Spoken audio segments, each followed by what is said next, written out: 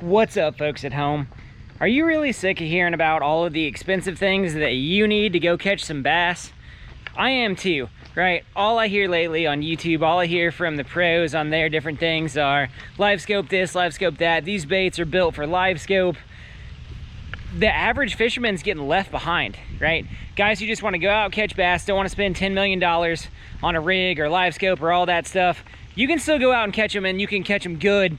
And in this series, we're talking about baits that don't break the bank, that have kind of been forgotten, but are great ways to catch bass. So we're here at the pond today. Let's get out there, get after them in the John boat, right? Hey, let's go catch some fish.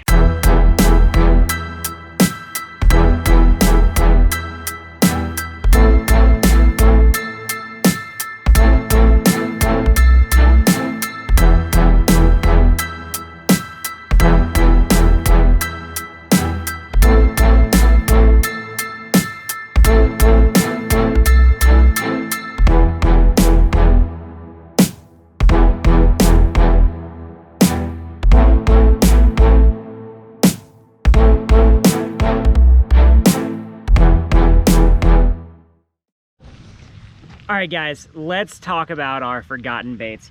There is not a lake, a pond, a stream, anywhere in this country, or pretty much anywhere, that you cannot go and catch fish throwing a jig or swimming a worm, right? Up here in the northern part of the country, swimming a worm has not ever really become very popular. In the south, guys do it all the time. In the north, I catch a lot of fish every year swimming a worm.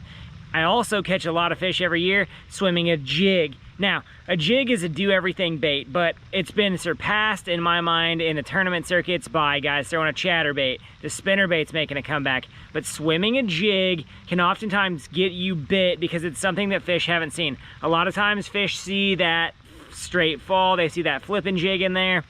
Swimming a half-ounce jig like this, super quick over top of the grass, can absolutely get you bit.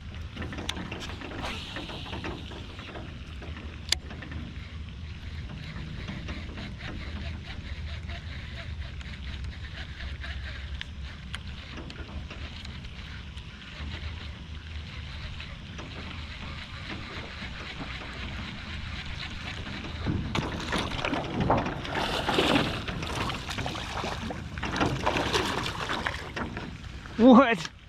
You just saw that one here. I fished for maybe 20 minutes today. I caught one on a worm, one on a jig, and jigs are like $3 a piece. Nothing to it, right? Jigs will get you bit. Now, I pour my own jigs and I skirt my own jigs and I tie my own jigs because that's what I like to do. Now, here's a half-ounce swim jig that I poured, right, with a mold. And as you can see, I put a bluegill paint job on it. I put those big 3D eyes on it because I feel like that makes a difference. And then I put that super nice skirt on it. Now, when I'm swimming a jig, I love, love, love to throw that Rage Tail crawl, right? And these are those Rage Tail chunks. You can swim it with this because I want a nice compact profile that's going to go through the weeds nicely, right? I fish a lot of grass lakes, a lot of area with a ton of cover. This half-ounce swim jig right here will go under docks, it will go through brush, it will go through just about anything you can think of. I throw it on 30-pound braid. Guys, I don't throw hardly anything on 30 to 50-pound braid except topwater and jigs, right? Especially if I'm gonna swim a jig, you're moving it through there so quickly through that cover that the bass aren't gonna see it. A lot of times I'm not letting it sit down in the cover, I'm letting it go through there quickly, bulldoze a trail, leave that in its wake, right? Now, jig colors, I love, love, love to put blue on that bluegill color because bluegill tails have that translucent feel to them, and a lot of bluegill up here have those bars and bluish tint to them. So I feel like that green offset with that blue and orange, that is the perfect jig combination right there with the big eyes on the front. I feel like that makes a big difference in getting my jig bit. Then you got that nice beefy flipping hook right in there, right? Nice sharp hook that's going to take care of bringing those fish out of cover. Now guys, we're going underwater. One thing that I really like to do when I'm swimming a jig is really shake my rod tip a lot because you can see how it makes the jig skirt pulse in the water, and that gives you a definite advantage over guys who are just swimming a bait. It's called secondary action and it's awesome. Shake that rod tip. On the flip side, I love to then turn around and swim a worm. right? Now, when I swim a worm, I have one worm that I focus on up here, and that is the Rage Tail Cutter Worm, right? I throw that on a 4-0 hook with an 1/8 ounce weight with it, right? An 1/8 ounce weight. Now, swimming the worm, especially the cutter worm, is all about water displacement here. It's quiet coming through the water on a Texas rig, but that tail is given a good hard thump.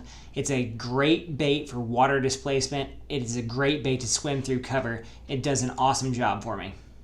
Now, I like the 1/8 ounce weight because it's not going to overpower the worm, but I love, love, love swimming this Rage Cutter Worm. And I do this because it has that same water displacement profile as a jig, but it's quiet coming through there, it's unassuming, and you can slow down and let this fall in the potholes, let it fall in the pads, do certain things. So swimming that Rage Cutter Worm.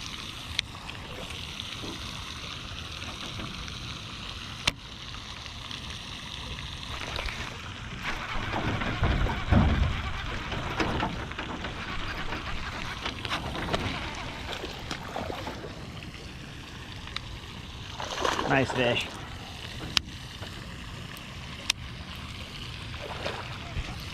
Get in the boat. Nice. It's a nice healthy 2-pounder right there. Right where he should be, under the fountain. Swimming a worm, man. Swimming a worm. Swimming that jig, that's an awesome, awesome way to get bit, and they're kind of forgotten. A lot of guys do it, but a lot of guys have gotten away from it. And I love, love, love in bass fishing when you can find stuff that works everywhere, and that people aren't necessarily doing, right? A lot of guys come down through here, they're gonna throw a frog. A lot of guys come down here, they're gonna pitch or punch a heavy weight through. I love, love, love swimming a jig through that heavy cover, through all that stuff because it comes through, and then following up with that worm, right? Also, you saw me catch that bass from out from under the fountain. The cutter worm is fantastic on a straight fall drop or swimming it through cover like that. It's just another way to present a bait. It's another way to differentiate what you're doing. I like to be different. I don't like to do what everyone else is doing. I love, love, love to come through and catch fish that other guys miss.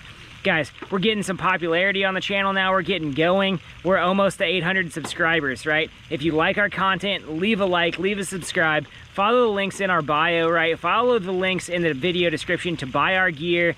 Help us out with Sportsman's Outfitters. Help us do more stuff that's cool for the channel. Let us know in the comments what you want us to do in the next video, and we'll see you out there.